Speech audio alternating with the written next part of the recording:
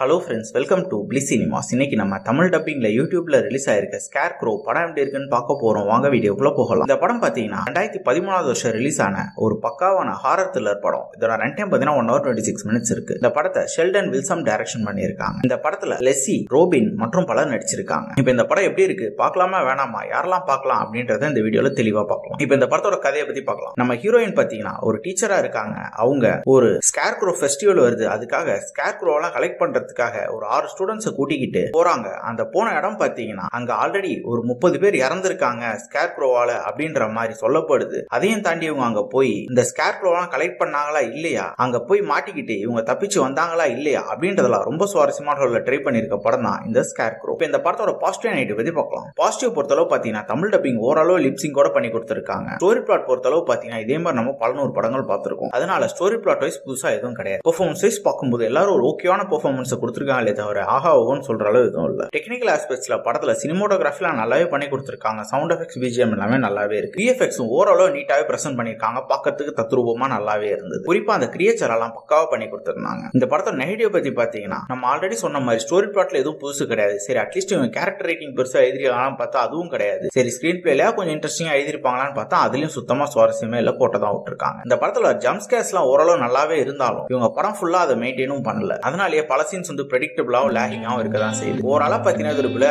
படம் தான். வேணும்னா ட்ரை பண்ணி பாருங்க. இன்னொரு வீடியோல சந்திக்கலாம். தேங்க்யூ.